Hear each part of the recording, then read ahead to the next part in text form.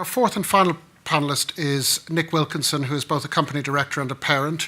And we invited Nick because he has eloquently expressed why his daughter, after a successful grammar school education, decided to become an apprentice accountant with his blessing. My daughter is currently serving the third year of an accounting apprenticeship, and I've been invited here just to share my views with you all and to show you how certainly my attitudes to apprenticeships have completely changed during this time. I actually studied at Hetman White Grammar School, and I had to pass the 11 plus exam to get there, and I then went on to Huddersfield University and I got an honours degree in mechanical engineering. Since then I've worked in stock management all my life, and when Katie came to go to school, I wanted Katie to get into Hetman White Grammar School as well, because it's a very good school, it's a state-run school, but it's got a very good reputation.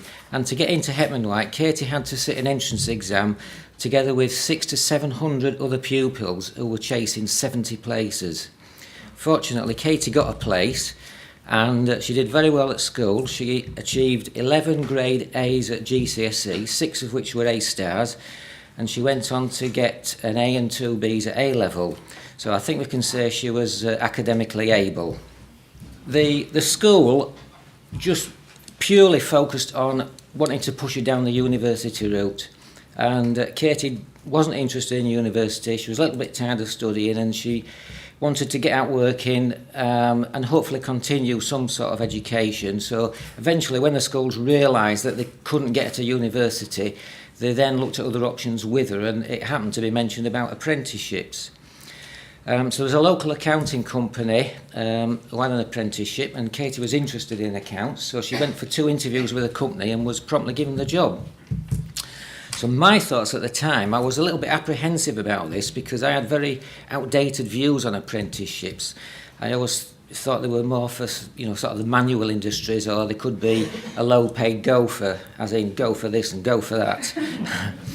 However, Katie told me more about it, and once I realised that she would get an AAT qualification and she would get some good training, I felt happier about it then, and I became very supportive of her career choice.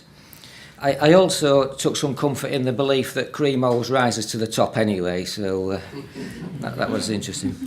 So Katie's worked on the apprenticeship for 3 years. She works very hard. She always gives 110%, and she's learnt some essential business skills and experience during that time.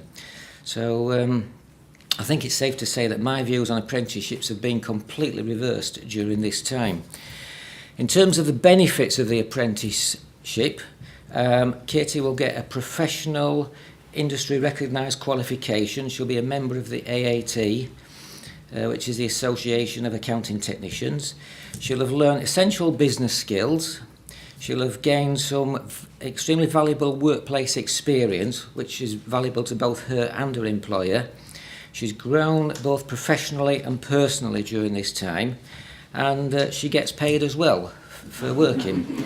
And during the time that she's been working, in 3 years, her salary is just about tripled. So I've told her if she can keep that rate going, she can retire when she's 40. And finally, the last point is she's got no debts. So her course fees have been paid for by an employer. So she's now meeting up with her ex-school friends who are coming out of university. They've got massive debts, they've no job to go to, and they don't even have workplace skills. And Katie's already got a job established that, and she's very valued by her employer. She also does school visits as well for careers opening evenings on behalf of her employer, and they'll go and advertise looking for new apprentices. And Katie goes there as an apprentice and tells people about her experiences and what's involved and things, and she enjoys doing that. One last example I'm going to give you. I had to interview somebody last week for a temporary position in stock control, and this lad I interviewed was a graduate. He's a mature graduate. He'd been working for a little while as a payroll clerk, but he'd gone to Hull University and studied for 3 years, and he got a first-class honours degree in accounting. And he's now found that he can't get a job with the major accounting companies because his A-level grades weren't good enough. I'm not sure why that works, but he got like a B and 2 C's. And the smaller accounting companies want someone who's either AAT qualified or studying for an AAT qualification. And the lad has now given up trying to get a job in accounting, and is just working for the agency at the moment.